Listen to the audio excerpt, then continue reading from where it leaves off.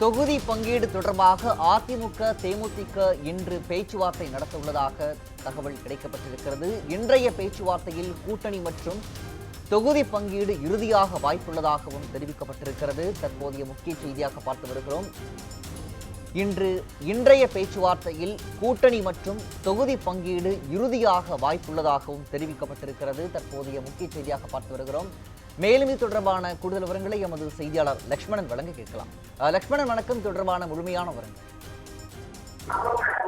வணக்கம் பிரகாஷ். அதிமுக மற்றும் தேமுதிக இடையே இன்று 3ஆம் கட்ட பேச்சுவார்த்தை நடைபெற உள்ளதாக தற்போது தகவல் கிடைக்கப்பட்டிருக்கிறது.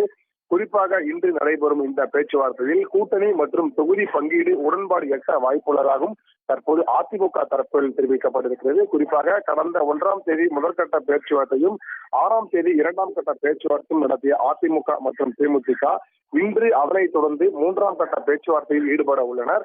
ஏற்கனவே 2ஆம் கட்ட பேச்சுவார்த்தை நடத்திய அதிமுக மற்றும் தேமுதிக இன்று தொகுதி பங்கீடு குறித்து பேச்சுவார்த்தை நடத்த உள்ளதாக தற்போது தகவல் தெரிவிக்கப்பட்டிருக்கிறது.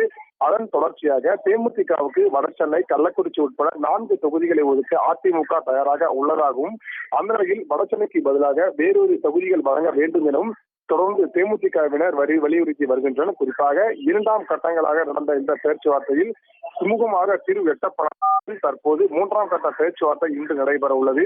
அதிமுக பேச்சுவார்த்தை குழுவுடன் தேமுதிக பேச்சுவார்த்தை குழு இன்று ராயப்பேட்டையில் உள்ள அதிமுக அலுவலகத்தில் மாலை 5 மணி அளவில் சந்திக்க உள்ளதாக தற்போது தெரிவிக்கப்பட்டிருக்கிறது.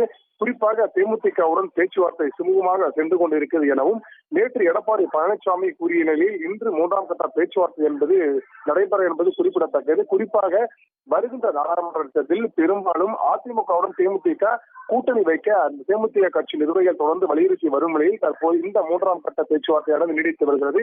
இன்று நடைபெறும் இந்த 3ஆம் கட்ட பேச்சுவார்த்தையில் பெரும்பாலான அதாவது இந்த கூட்டணி மற்றும் தொகுதி பங்கீடு உடன்பாடு எட்ட வாய்ப்பு உள்ளதாகவும் மேலும் குறிப்பாக தேமுதிக தொடர்ந்து வலியுறுத்தி வேண்டும் என்றால் ஒரு மாநிலங்களவை வழங்க வேண்டும் எனவும் தொடர்ந்து வலியுறுத்தி வருகின்றனர். ஆனால் அதிமுக சார்பாக மாநிலங்களவை பொறுப்பு கொடுக்க மறுக்கின்றனர். அதன் தொடர்ச்சியாக இவர்கள் மறைமுகமாக பாஜகவுடன் அதிமுக தொடர்பாக இந்த பேச்சுவார்த்தை நடைபெற்றதாக முற்றிலும் தவறு என்றும் இந்த தேமுதிக பொதுச் செயலர் பிரேமலதா விஜயகாந்த் தொடர்ந்து வலியுறுத்தி வருகிறார்.